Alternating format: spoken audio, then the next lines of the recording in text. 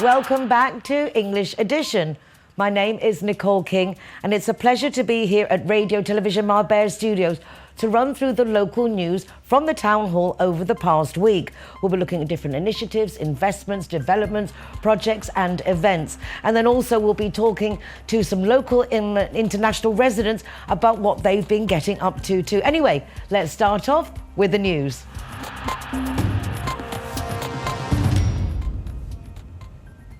Last Sunday, Spain held the Andalusian regional elections to choose the new Parliament for Andalusia and the regional government of the Junta de Andalucía. Marbella voted on very much the same line as the rest of Andalusia and the way the city voted 4 years ago. The Popular Party secured a clear victory, doubling the support of its rivals and increasing its total number of votes, although proportionately it lost some support.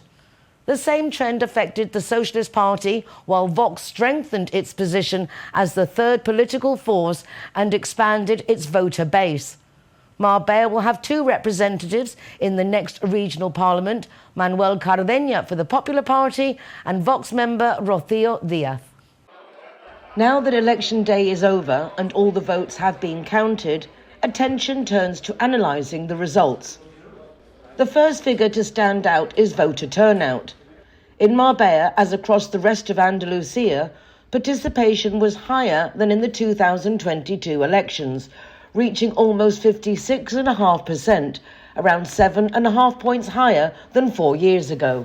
A total of 52,297 people cast their vote for an electorate of 92,549. The Popular Party once again emerged as the largest political force, retaining first place with more than 23,700 votes, representing 45.79% of the total.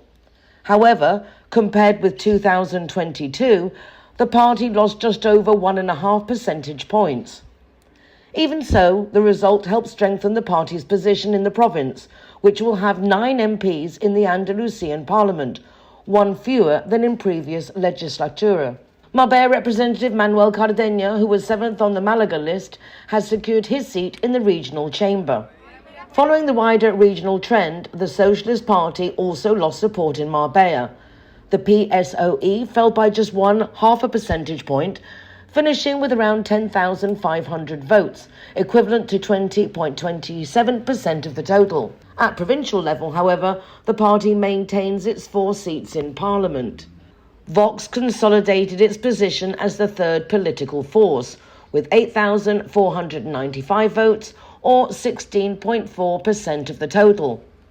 Unlike the PP and PSOE, Vox increased its percentage share compared with 4 years ago, rising by 0.77 points. That improvement, however, does not translate into additional representation at provincial level, where the party retains its 2 MPs for Malaga. As across the rest of the region, the left-wing Andalusian party, Adelante Andalucía, emerged as one of the surprises of the election. The party will now have 8 representatives in the Andalusian Parliament, one of them elected in Malaga. In Marbella, support rose sharply from 1,388 votes in 2022 to almost 4,000 this time, around 7.5% of the total. The other party to the left of the PSOE, Por Andalucía, struggled to maintain its representation. In Marbella, it lost almost 2 percentage points, receiving just over 2,000 votes, although it managed to hold on to its parliamentary seat for Malaga. Parties left without representation included smaller formations such as Se Acabó la Fiesta, which received 1,666 votes, PACMA with just 375, and the Andalusian Nationalist Party, which obtained 135 votes. The San Bernabé Fair now has its official poster for 2026. Around 80 entries were submitted to this year's competition, with the winning design created by Gerardo González Martín. It's not the first time he has entered, and this year he will have the honour of representing a celebration that gets underway on the 8th of June. Once again, the official poster for Marbella's fair has been designed by Gerardo González Martín. His work was chosen from more than 80 entries submitted to the annual competition organised by the Fiestas Department. Y muy querido por nosotros porque ya anteriormente hemos tenido la suerte de tener carteles suyos en el 2001, 2002. Creo que este es el cuarto cartel que tenemos. Tanto él ha tenido nosotros hemos tenido la suerte de tener esos carteles en la Feria de San Pedro Alcántara y en la Feria de Marbella. Y este año, pues bueno, le damos las gracias a Gerardo pues por traer y participar otra vez en nuestro concurso. Gerardo Martín is originally from Malaga, but has long had a special connection with Marbella, where he spent many summers before eventually settling with his family. His affection for the city and its traditions inspired him to enter the competition on several occasions, always with the hope of one day designing the official fair poster. This year, he says, the winning piece is especially meaningful for him. Mi inspiración principal fue como el inicio de la feria, el romper en fuego, la noche de inicio, ¿no? Y creo que en el cartel mismo, no sé, pone las 12 de la noche como inicio de la feria y me inspiré también en el ubicado en la zona donde se dice donde están los fuegos y el rinconcito de la Venus y el puerto pesquero. Y después la modelo, ya un referente que es mi hija.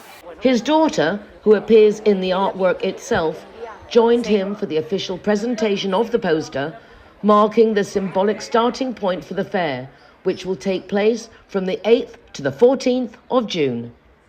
The Town Hall has now begun work on a new pump track circuit at the site of the former skate park in Arroyo de la Represa. There had been strong demand for this type of facility, with expert advice provided by Rubén Alcántara, one of the leading names in the sport. Construction is expected to take around 5 months.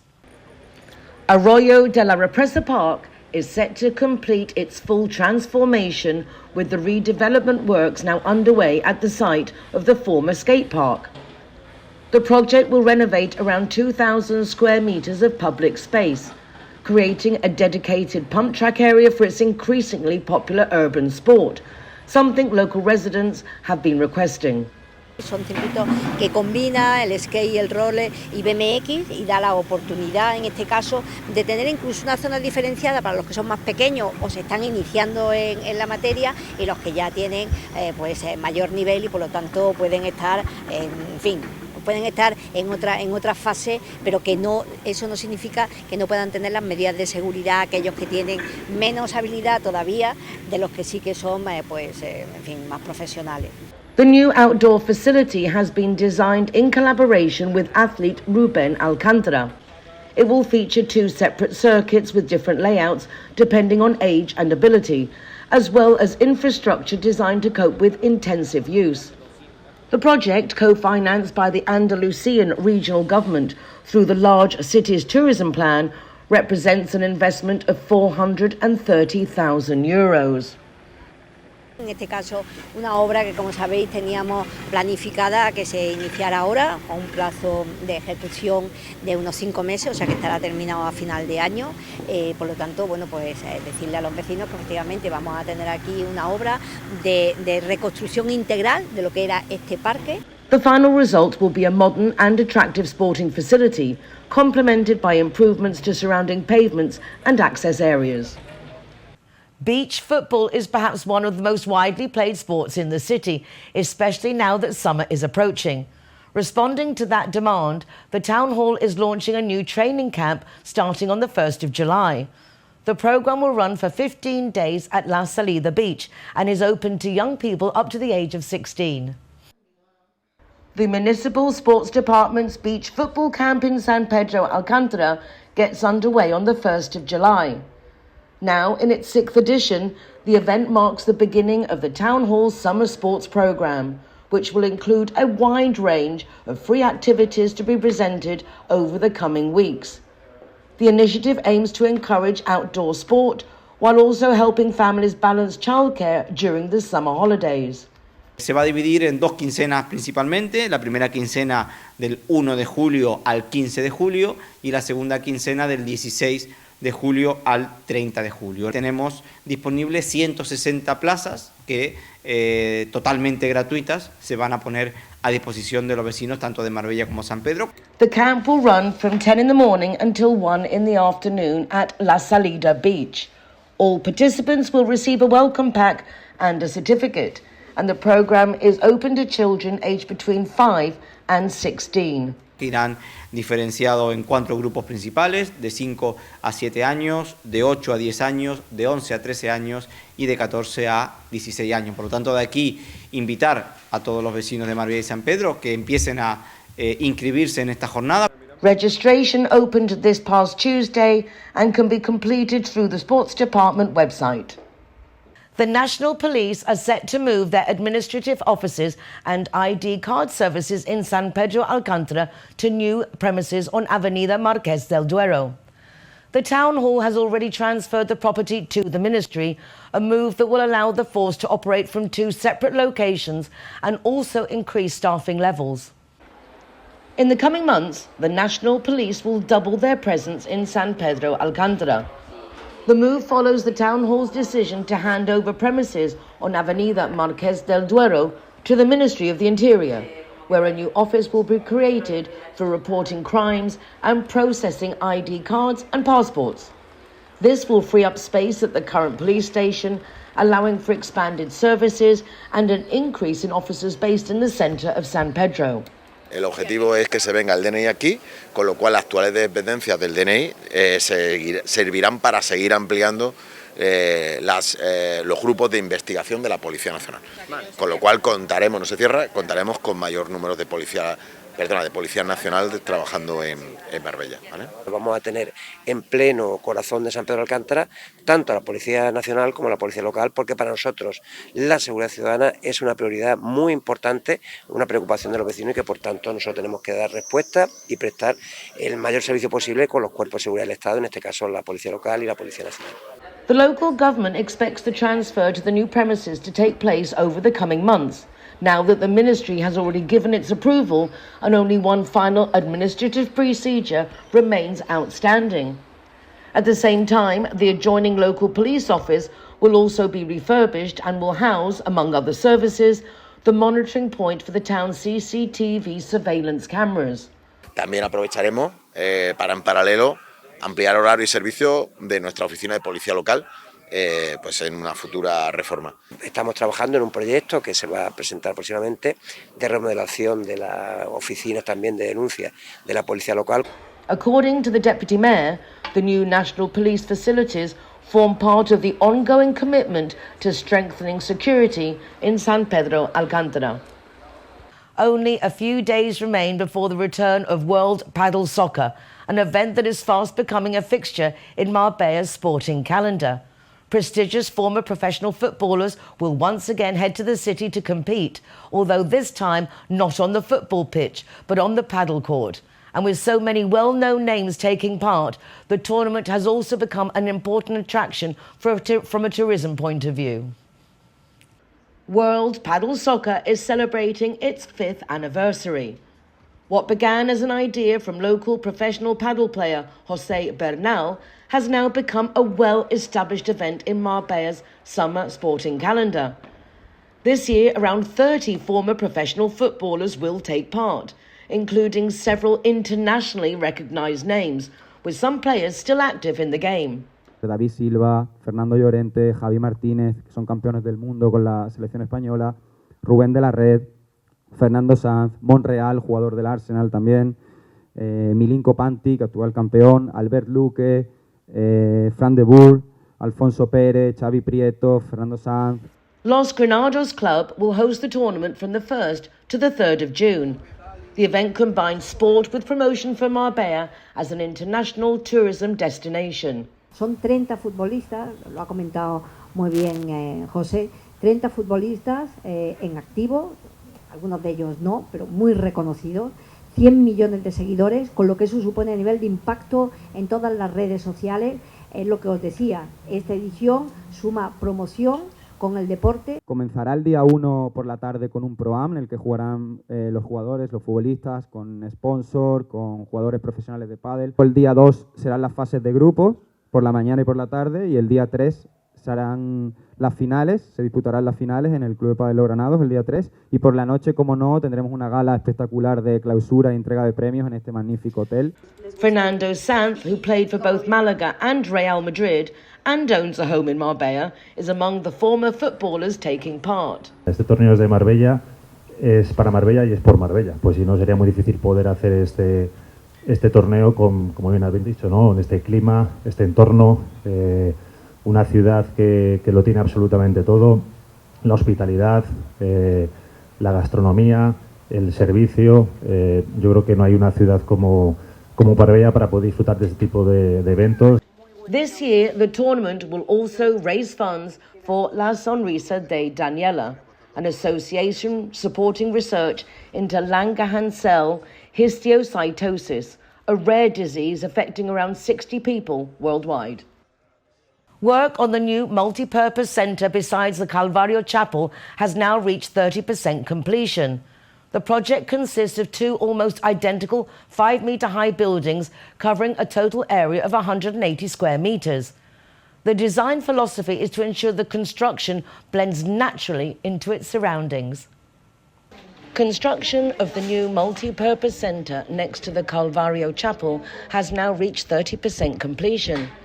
According to the councillor responsible for the project, the development involves the construction of two buildings with a combined surface area of 180 square metres.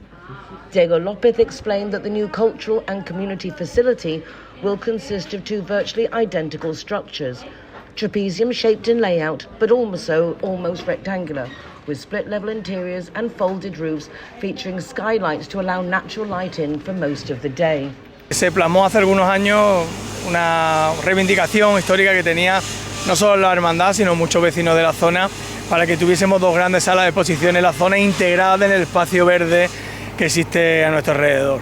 Y después de mucho trabajo, después de mucho estudio, después de mucha meditación y después de mucho trabajo alrededor de este proyecto hemos conseguido, y después de varias licitaciones, porque se habían quedado desiertas, hemos conseguido adjudicar a una empresa que ha querido hacer los trabajos y que está haciendo unos trabajos realmente buenos. The councillor highlighted that the rear sections of the buildings will project outwards, supported by steel beams.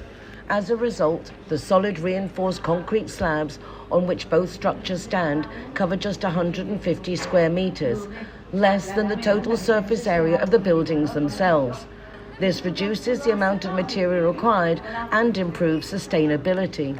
Lo más interesante del proyecto, el punto de partida, era cómo emplazar unas edificaciones, unas construcciones en un entorno tan singular como tenemos aquí, que estamos en un parque urbano, que además es un pulmón de Marbella, donde la vegetación es, digamos, el punto principal, y por otro lado tenemos una ermita. The buildings will feature 166 square meters of wooden cladding.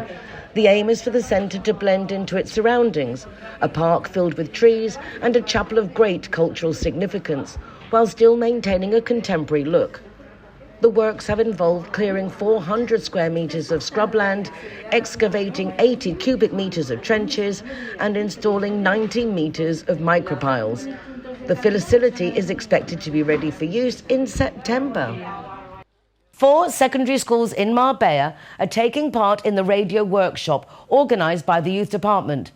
The aim of this travelling workshop is to introduce students to traditional radio broadcasting and give fourth-year secondary pupils a closer look at careers in areas such as news, sport and music radio.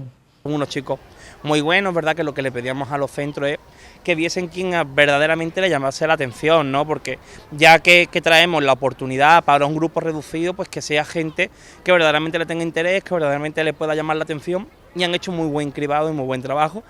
At the end of the workshop, all the material produced during the experience is brought together into a special programme, which is then broadcast later on. This last session was held at Sierra Blanca Secondary School, where students said the experience had definitely been worthwhile. Lo que me da más curiosidad es cómo se pueden poner en cualquier sitio, en un momento, con el material que tienen.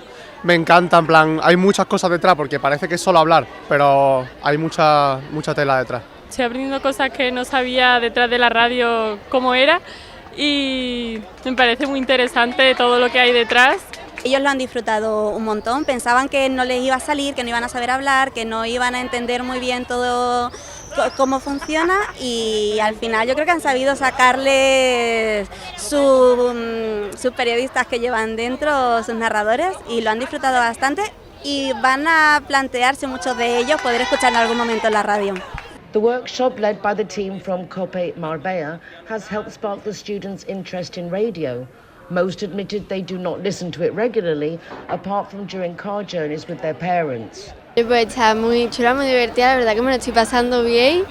Estoy como más aprendiendo a hablar porque soy una persona que me cuesta mucho hablar así como en público. He descubierto que no soy tan vergonzosa como creía. También me he dado cuenta que sé improvisar muy rápido.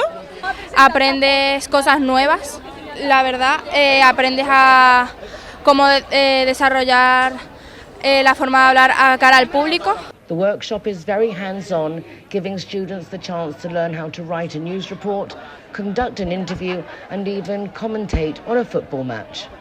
Llegamos, montamos todos los equipos y les damos una pequeña charla introductoria y les explicamos que van a pasar por 3 sets, la parte de magazine, radio fórmula y deportes. Los vamos rotando, les pedimos una presentación de cada uno de ellos para que luego en el programa de mañana se conozca quiénes son, y a partir de ese momento vamos trabajando los 3 talleres con mi compañero Esaú y con Diego Partida, y entonces vamos ya rotando. In just over 2 weeks' time, Marbella will begin celebrating its patron saint, San Bernabé.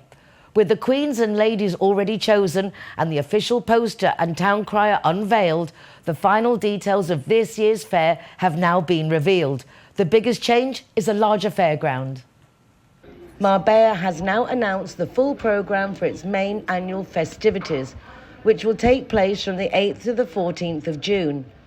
The major new feature this year is the expansion of the night fairground by 10,000 square metres.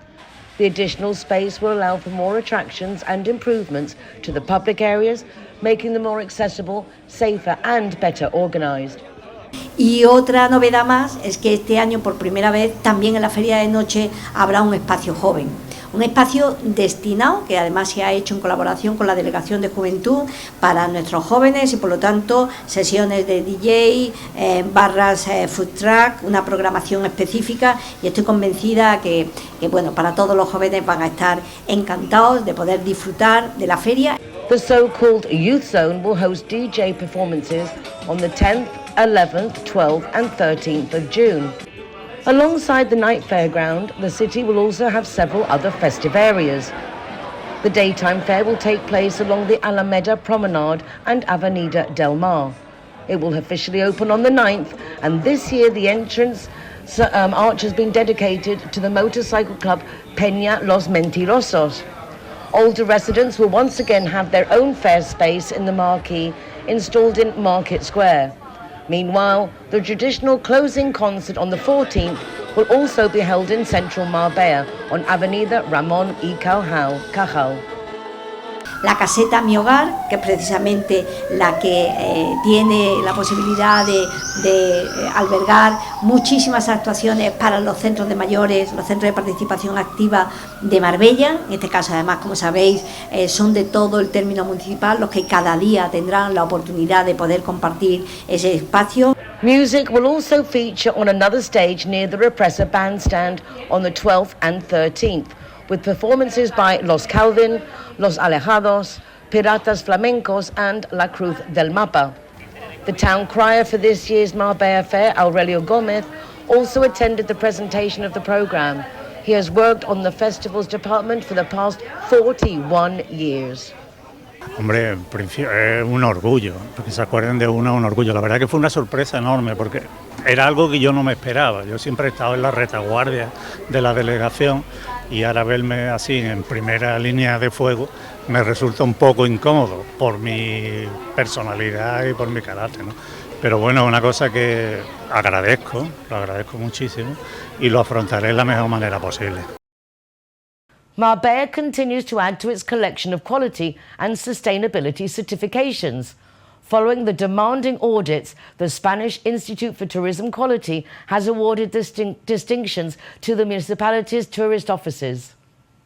The 4 tourist offices, Marbella Centre, San Pedro Alcántara, Plaza de los Naranjos and Puerto Banús have all received the Q for Quality and the S for Sustainability certifications. The Spanish Institute for Tourism Quality completed its rigorous inspections of the municipal facilities in February.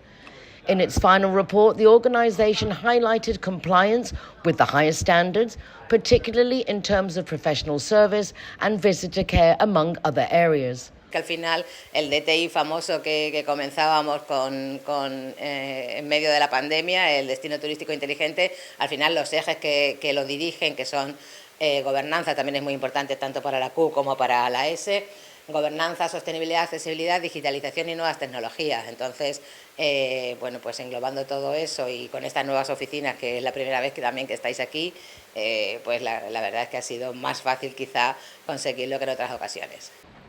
Many of the innovations that helped secure these certifications have been incorporated into the newly opened Faro Tourist Office.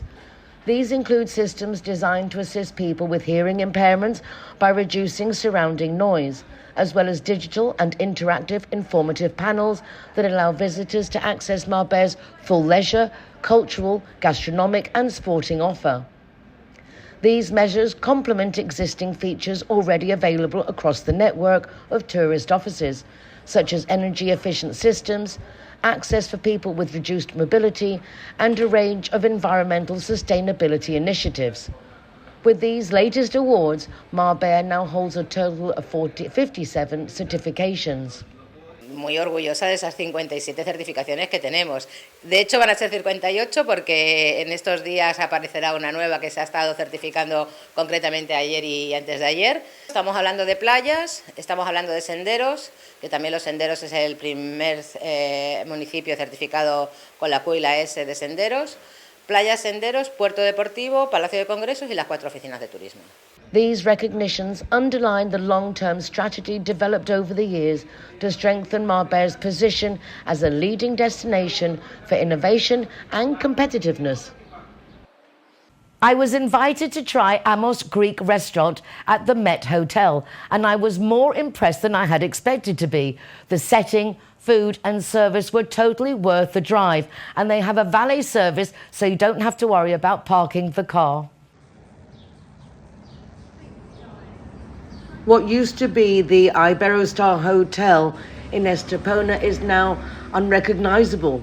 It has become the Met Hotel, and a very big investment was needed to turn this into an absolutely fabulous 5-star resort. It's located directly on the beachfront in Estepona, has some 253 rooms, and it really is spectacular, well worth all of us going and checking it out, paying a visit. The staff are lovely, the decor is delightful, and the whole ambience lends itself to feel that you really are in Spain. They have a great tapas bar called Lola's.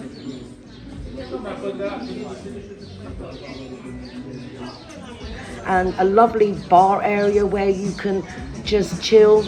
The swimming pool is enormous and certainly makes for a relaxing day by the pool and also by the beach, because it really is straight on the front line of the beach.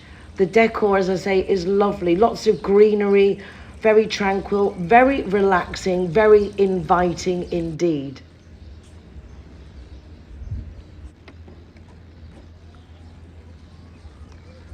We went along to the Amos Greek restaurant.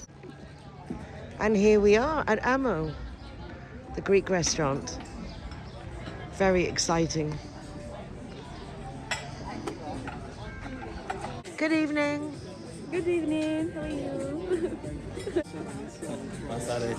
Buenas noches. Bienvenidas.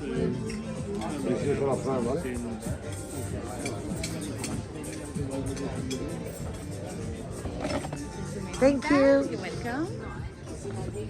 Is quite unique, and as of the 29th of May, I believe they'll be back to breaking plates again, which is a lot of fun at any Greek restaurant and certainly adds that unique traditional flavour to an evening out. Even so, without plates being broken, I had a lovely evening and I would certainly go back again. I'm Alessandro. Welcome to Amos. All right. Thank so the concept you. of Amos is obviously is a Greek restaurant and the Mediterranean. So the concept is to share the food and also the enjoy with the family, good music, good environment, and I hope you're gonna like the food. Thank you so much. The menu was very nice, and there were quite a few traditional dishes. Lots of things I've never tried before, so it was lovely to have the maitre d' suggest what we should be trying. The waiters were lovely, super friendly, and really guided us well. Typical dish, yeah, feta cheese. Feta cheese with filo pastry, and it's gonna come in a warm plate with a watermelon on the side. She's very beautiful in the typical plate of Greece. And then you can start to share also the meze trays, which is come 5 about Greece. And I suggest to also try one of our salads, especially Amos salad, very refreshing with tomato, cucumber, and obviously the olives, Kalamata olives. All right, and as a main. So one of the best is juvesu or seafood orzo. So it's an orzo, obviously with seafood, is all our seafood selection, prawns, clams also, or juvesu, which is a carriera de ternera, which is a cooked very low temperature for 18 hours, and then we put it together with orzo. Amazing to share. Wow. All right. Hard to decide. Thank you. Organising our table to get ready for all our food.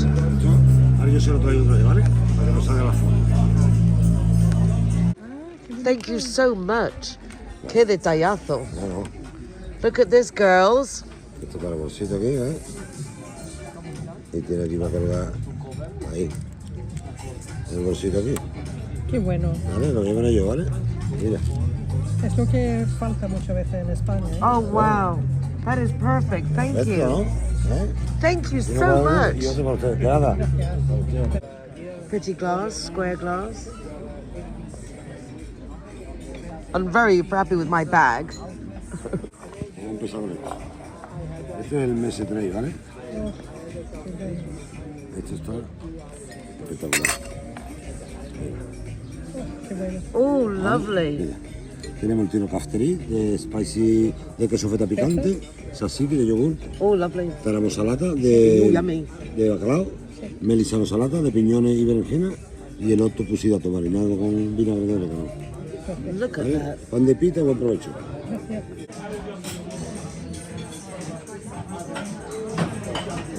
Okay. We've made a menu change and we have chicken on this typical dish instead of cheek. Very exciting. ¿Veis? Os va a encantar. ¿Vale? Su crujiente de queso parmesano. Ahí. Ahí. Y ahora ya el pollito. Thank you. Likewise. Thank you so much. It's a pleasure. Enjoy. Thank you. En verdad no es la ración como es, ¿eh? We've ordered a tasting portion because we're so full. Oh my word. Wow. And roasted potatoes. Buen apetito. Gracias. ¿El americano? Sí, descafeinado, ¿no? Descafeinado. Gracias. And so we finish our dinner. Amo and Met, thank you. Thank you so much. Have a good night. Thank you. And as I said, breaking plates will be back at Amos, so book your table very soon. Bon appetit.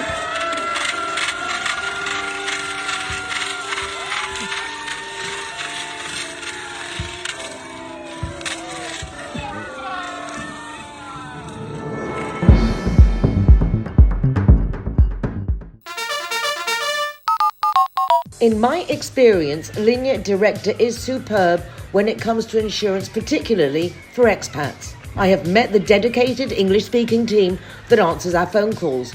Real people with real families who take pride in providing the best service. Whether it's for home insurance, car, motorbike, they will ensure you get the policy best suited to you. They've also got new policies, especially for our pets and anti-squatter. Everything is in English everyone is friendly and everyone is truly doing their best for us.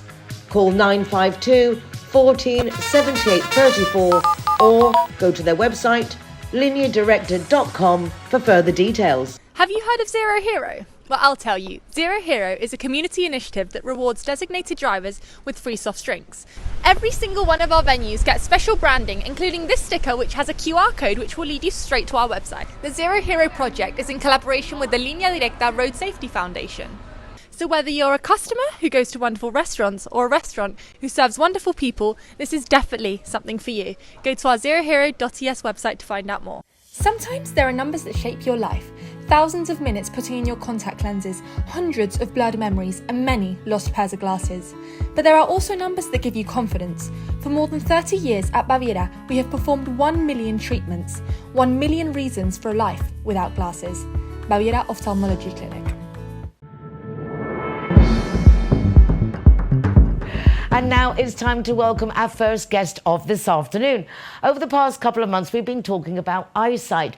Probably something that interests me because I am close up losing my eyesight, although fortunately at the moment I can see long distance. But for those who can't, it is quite traumatic. And youngsters suffer particularly because you've got the glasses and studying and sports, swimming, beach. So I'm very delighted to welcome to the programme today Dr. Andres Lopez, is that correct? That's right. Yeah. Very nice to meet you. Your English, I was chatting with you yesterday, is fabulous. Thank you. Where did you learn your English? In Jaén, in my capital city. No Thanks way. to my parents, yes. I've been sent, some summer camps here in Spain or in England, in East Sussex, in Hastings. I know all the area. How was that? It's a lovely area of England for sure. to go to. Yeah, just some friends of ours went there, so we sent a lot of boys from my school. And we went there to the Holy Child Jesus, was like a religious college, but for summer, for foreigners who want to learn English, Italian, Greek, Spanish. Well, you did very well, because it's not easy. I know that learning English, particularly if you're not living in England or you're not mixing with English people, but I'm sure with your clients at the Baviera Clinic, you get a lot of opportunity to use your English. They must be very happy to have you. Yeah, for our patients it's very, not only for modern speaking English people, but for the broad community, for them, when they have to explain all their pathologies, all their problems in English, is much easier for them, for sure. Also, I mean, for me, I think just being English and knowing that a lot of the academic papers are written in English, it's kind of reassuring knowing that you are capable of reading new papers that come out in both languages. It's not just you're waiting for it to be translated. And I know nowadays you have the automatic translations, but it is nice that you do understand. For sure, yes, but unfortunately many doctors can't read all those papers, and they read all the literature or prepare, any national exam in English. But in Spain, maybe the practical part of English is not so well taught in schools, so they are not so keen on speaking it, and they feel a little bit ashamed. And maybe it's something we should have to work out. Have you noticed any difference, particularly between, say, the nationalities of our eye pathologies? Is it the British and the Spanish have anything different, maybe because some have more sunshine? Are there any differences, or...? Well, I felt like maybe a national Spaniard normal person is more prudent and goes more often to the ophthalmologist or to the family doctor to have a normal checkup. And I've seen that many foreigners are a little bit abandoned in the sense that they feel that they are perfectly well and maybe they have some kind of diseases or just blood pressure. For example, in our surgical room, we always measure and control all the constants. And we diagnose many people with blood pressure and they've never been to the doctor before. So maybe they should try to do a checkup every year. It's funny because I think a lot of the international community here have this I'm on holiday attitude even if they live here, and one's well-being kind of like gets forgotten quite frequently. Too busy having fun, everyone's so busy. And also I think that our national health system is on pressure right now, and also in summer, in all these times, people are on holidays and it's more difficult for them to find maybe an appointment with a doctor who have any How long have you been associated with the Baviera clinics? Around 3 years. And you've been a surgeon for 10 years? Yeah, more or less. Since I started my residency here in Spain, in ophthalmology, in Murcia. And in Spain is ophthalmology, is what I can talk about, is we start operating very, very soon. Maybe in other countries it's not like that. For example, in Germany you have clinical ophthalmologists and surgeons, but in Spain we do all together, so we are very good on operating people. One thing I like very much about the Baviera clinics is the studies that you do, because not many places do the initial testings that you do, and then the continual testings with specific information, which gives you the ability to actually see what procedures are the most beneficial, which ones maybe could be adapted. I find that aspect fascinating. That's absolutely right. The most important thing is not only having all these checkups and take all the information, but have everything on the computer, so whenever you want to do a study afterwards, you can take all that information, filter it, and use it for your study. Because if you don't measure something, it simply does not exist. That's funny. Yeah, because otherwise, how do you report and give things?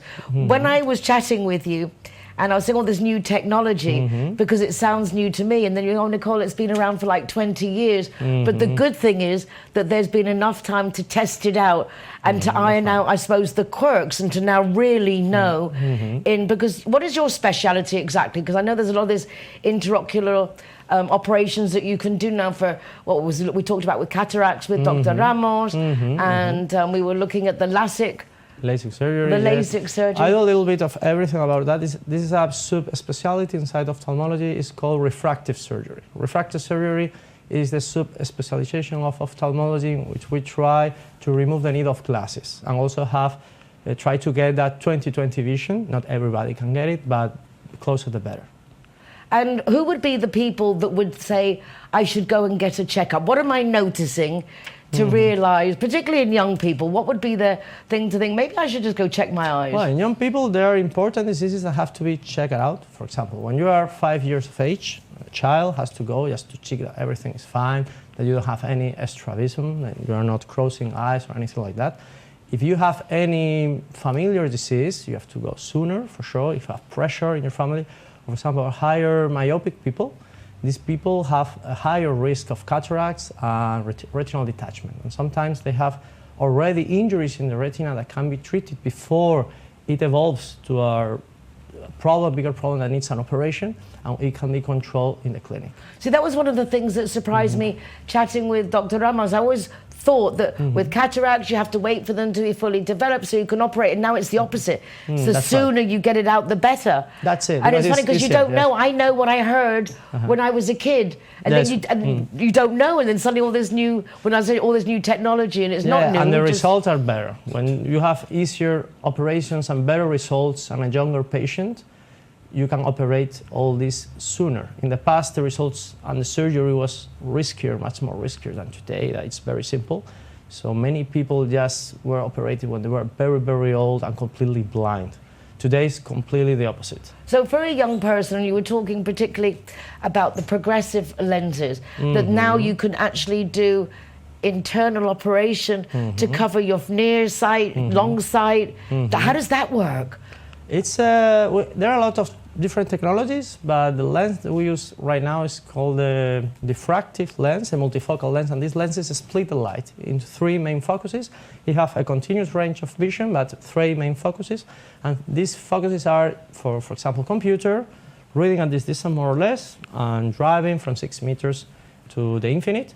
And with that, it's not this kind of perfect vision you have when you're 20. That's impossible to get. That can only be made by God.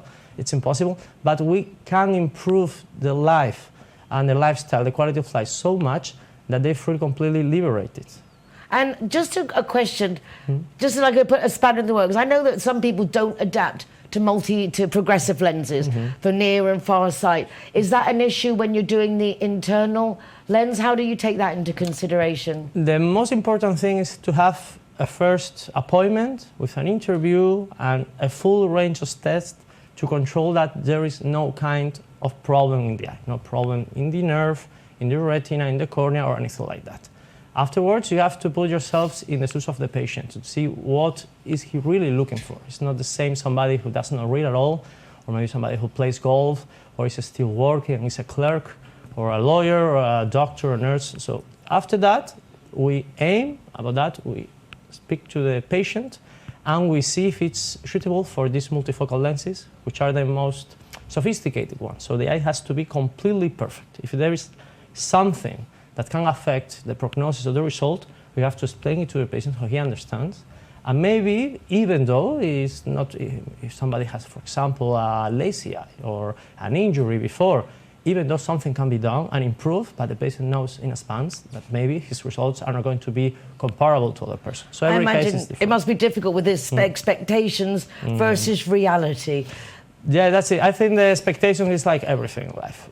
Some people have expectations that cannot be met, so you have to speak to them, and when they are realistic expectations, they can improve the life at all, and they can get rid of classes and have spectacle independence. I really like that for young people that this opportunity is there. I really like that you do exhaustive meetings beforehand to see exactly what the people need. I like that you guys do clinical studies and tests and publish things, because it's very important that we have information that we can follow and look up. So I do invite everybody to do their own research. But how lovely, Dr. Andres, for you to come to the RTV Marbella studios. Thank you. It's a pleasure for me. To chat with us. You have your clinic right here up the road. That's it, by the other side of Marbella, but in Marbella Centre, right opposite the Quiron Hospital. That's it. In fact, so it's very good for being in that medical area. That's it. That's becoming like a medical sector. Yes. Oh, really lovely. Well, we will come and visit you in the clinic one day. Welcome to Marbella. Thank you. Are you enjoying it? Yeah, for sure. Have you had a chance to check out the city yet? Yeah, I had some friends from here, but I came when I was younger, you know, partying and all that. Okay, so you're home And now again. we look for different things, different places. Yeah, now we're more going out for dinner and things more like relaxed. More relaxed. Well, lovely to have you back. Lovely to have you in our city. And if you would like to get in touch with Clinica Baviera, do. We've got them here, right here in Marbella.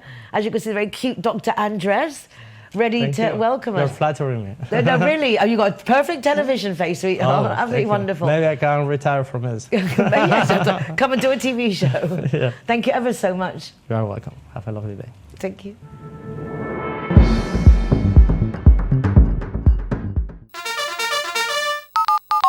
In my experience, Línea Directa is superb when it comes to insurance, particularly for expats. I have met the dedicated English-speaking team that answers our phone calls. Real people with real families who take pride in providing the best service.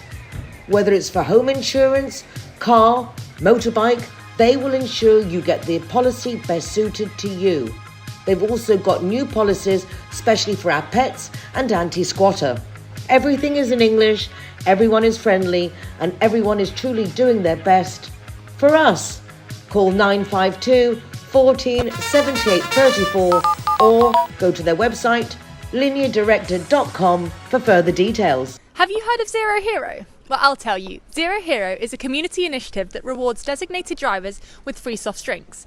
Every single one of our venues gets special branding, including this sticker which has a QR code which will lead you straight to our website. The Zero Hero project is in collaboration with the Línea Directa Road Safety Foundation. So whether you're a customer who goes to wonderful restaurants or a restaurant who serves wonderful people, this is definitely something for you. Go to our zerohero.es website to find out more. Sometimes there are numbers that shape your life. Thousands of minutes putting in your contact lenses, hundreds of blurred memories, and many lost pairs of glasses. But there are also numbers that give you confidence. For more than 30 years at Baviera, we have performed 1 million treatments, 1 million reasons for a life without glasses. Baviera Ophthalmology Clinic. And now let's welcome Georgina Shaw, who's going to give us a roundup of what's on. We don't want to miss out on anything. Hi, Georgina. Hi, Nicole. Thank you for having me back. Oh, my gosh. I've missed you. I know. It's been a come to the little show, I while. don't see you. That's the way it happens. Got to catch up with people somehow. Yeah, I mean, there's been lots going on already, but I had to come back because we're nearly at Feria time. It's very exciting. At the beginning of the show, I gave a brief outline that the ferry is coming, but I think San Bernabé is undeniably one of the most important fairs, the most passionately felt together with Easter for our city. It's a very big deal. It's a real highlight. And what I think a lot of people don't realise is we're already coming up to the first event, which is on the 31st of May, which is the Romeria. Oh, wow. And the Romeria is like a pilgrimage, traditionally, a pilgrimage to somewhere rural. But don't worry, it's not just religious. There's always a big party, as there is with every good Spanish event. So basically on the 31st of May, they're going to be going ending up in the Parque de Nagueles, and there's going to, because there's a little shrine there, so that's where they're going to take, the procession will go through the town, end up there, and then from about midday, there'll be food stalls, you can take a picnic, and music, as always, and lots of great flamenco dresses and horses and all of that. Oh, so sounds you don't fabulous. even have to wait until June. That's the 31st of May, and that's from 12 in the Parque de Nagueles. Wonderful. Yes, so that's kind of the first one where it's like, it's coming. It's coming. It's coming. They're coming soon, Proxima Mente. That's it, coming soon. And then, so the dates for this year, you mentioned, I think, on the news, 8th to the 14th. But what I think people don't necessarily understand, and I didn't for a while, is what it's composed of. What are the two different bits? So you've got the day fair, and then you've got the night fair. I don't know about you, but I think, I prefer the day fair. The day fair, I think personally. it's our age. Yes. In the old days, I'd have been at the night fair. Yeah. The rides, all the things, the concerts, Yes. the drinking, the vibe. But now, the day fair, the costumes, the clothes you get as well. Exactly. The food, the tapas, So just for anybody that hasn't been before, basically it starts around about 1 o'clock, 1:30. So you go there and it's in the Parque de Alameda. And the then Avenida del Mar. Yeah, exactly. Avenida del Mar, which is where the Dali statues are. And it goes from basically about 1:30 to sort of 9:30-ish. And yeah, you go there for lunch, dressed up all lovely, bit of sherry, some tapas, sangria, the sun's shining, everyone's looking great. And then from about 4:30, the kind of music and dancing kind of kicks up. So you don't have to feel that if you don't want to go late at night, that you won't get the atmosphere. Yeah, and it's great for kids neither. And you've got the stalls with all the food, and sometimes it can be a bit intimidating because you see the people there, but all the stands and stalls and bars are for everybody to go and buy. I think sometimes the foreigners don't feel that we're allowed to, but yes. Oh, absolutely. I think everything's that's the open key to the say public. Be welcome. This is definitely not like, I think the Seville Ferrier, for example. Yeah, they're all private that's casetas. private, and that is very difficult. But Whereas not this here. is very, very different. It's very open and it's very welcoming. And it's a way that I think people can feel that beating Spanish heart of Marbella that sometimes in the international community don't They miss feel. it. I think sometimes they don't even know the fair came and went. Exactly. They really don't. No, so please, please, please do go. And then if you've got kids and you want rides or you want to party to the night, that's up by the Recinto Ferial, which is by La Cañada. And just to know, that is late. Most kids will be arriving at midnight, guys. And they've extended it. It's even bigger this year. Wow. Even but it's a bigger. lot of fun. So there'll be more rides, more activities, and more spaces as well for the general public. So it'll increase safety and comfort what have you. That's good. So I just would say for that, really, just to know, look out for the Dia del Niño. If you're taking kids on the rides, there's always a day where it's half price, which makes a big difference on your budget. And also just kind of try and get your timing right. It says it opens at 8, but really that's kind of pretty much a dead time and very hot.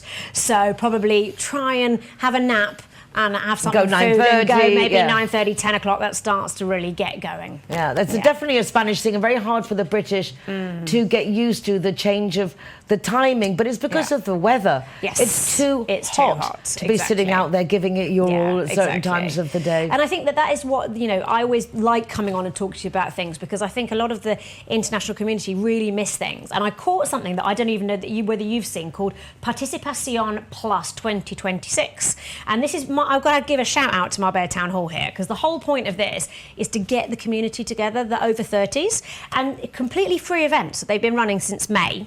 And they've got now, so the 29th of May, a sunset cruise on a boat, totally free.